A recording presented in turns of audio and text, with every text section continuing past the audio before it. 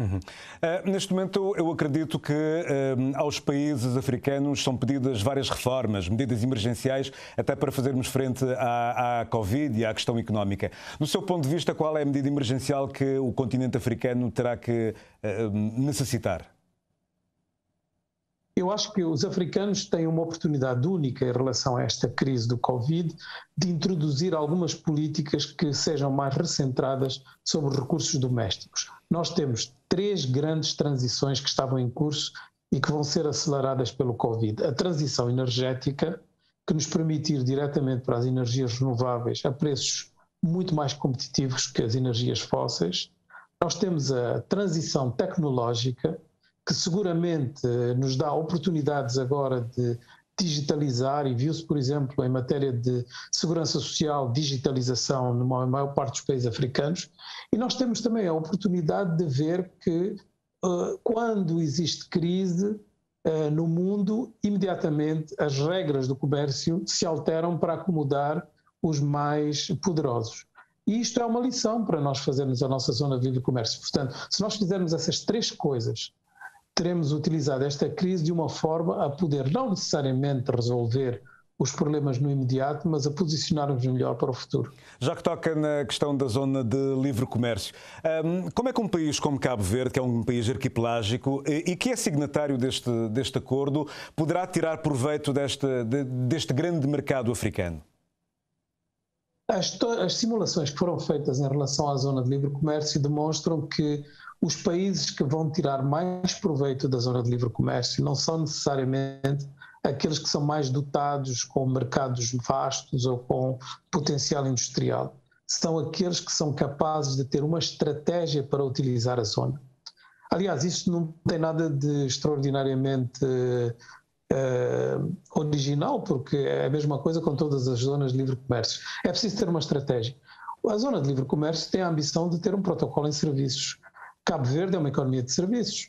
Portanto, não precisa de pensar que vai apenas produzir produtos industriais para exportar para outros países africanos.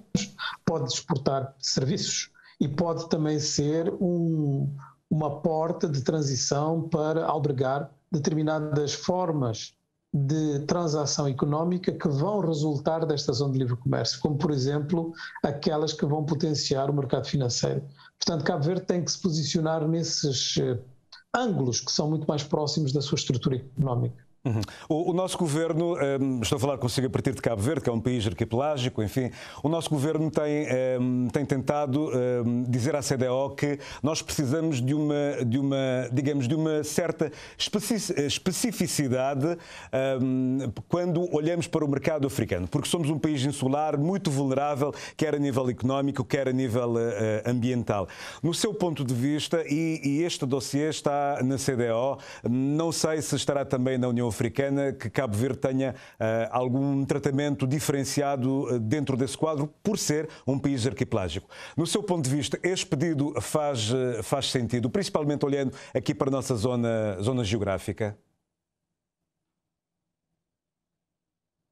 Eu acho que vai ser difícil, embora valha a pena tentar, mas a verdade é que todos os países insulares da África têm índices de desenvolvimento mais elevados que a média das suas sub-regiões, com exceção de Madagascar, e, portanto, acaba por ser um pouco paradoxal estar a invocar um tratamento especial quando se tem, digamos, índices mais elevados em desempenho do que o resto da zona. O que eu acho que sim tem sentido é um tratamento em relação às questões das vulnerabilidades, nomeadamente climáticas, que são, de facto, muito específicas aos países insulares, e também posicionar-se para que sejam protagonistas os países insulares na economia azul. A economia azul africana não está suficientemente estruturada, articulada, e alguns países da Bacia do Índico têm utilizado, digamos, essa economia azul como a sua porta de entrada para poder prevalecer nos debates continentais. Porque quando se fala, por exemplo, da questão da mobilidade, da questão dos transportes, esquece que não é só autoestradas, caminhos de ferro, e mesmo aeroportos, é também, quer dizer, o mar, a utilização do mar, e portanto é preciso que alguns dos investimentos que são para o continente também possam beneficiar os países insulares, porque eles fazem parte digamos, do território, da massa, não é? Que a África deve reivindicar para si e, portanto, a economia azul deve ser central nesse projeto. Uhum. O professor Carlos Lopes é o alto representante da União Africana num diálogo com a União Europeia. Portugal, que assumiu a presidência da União Europeia, prometeu uma cimeira com a África já no primeiro trimestre deste ano, ou no máximo no segundo trimestre deste ano. De que forma é que esta cimeira poderá dinamizar a economia entre os dois continentes, levando em conta que estamos num processo pandémico, e que posicionamentos Cabo Verde poderá ter neste diálogo euro-africano, levando em conta que nós temos uma parceria especial com a União Europeia e nem todos os países de África têm esta parceria?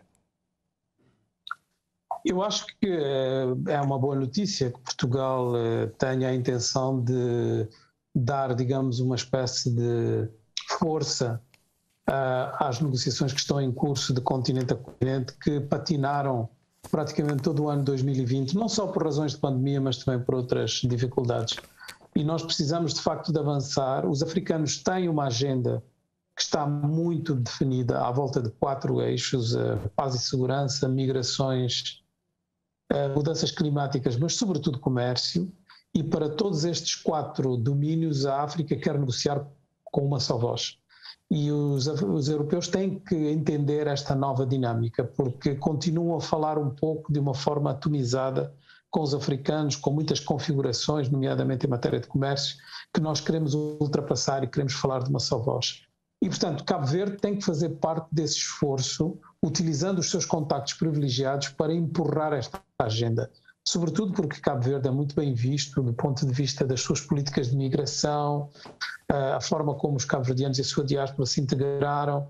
Portanto, acaba por ser um exemplo de como se pode gerir melhor este tipo de dossiês que são muito sensíveis. E, portanto, eu acho que Cabo Verde deve participar de uma forma ativa, aproveitando também a sua amizade especial com Portugal, que vai assumir a presidência durante um ano que vai ser um ano crucial, não é? Para nós podermos avançar com estas diferentes negociações e chegar eventualmente a um acordo, a um instrumento, como nós lhe chamamos na União Africana, durante a vigência da presidência portuguesa, se possível, se não, pelo menos durante o ano de 2021. Muito bem, agradeço ao professor Carlos Lopes, alto representante da Comissão Africana, a partir de Durban, que nos ajudou, a Durban, na África do Sul, que nos ajudou a olhar para os grandes desafios do continente africano.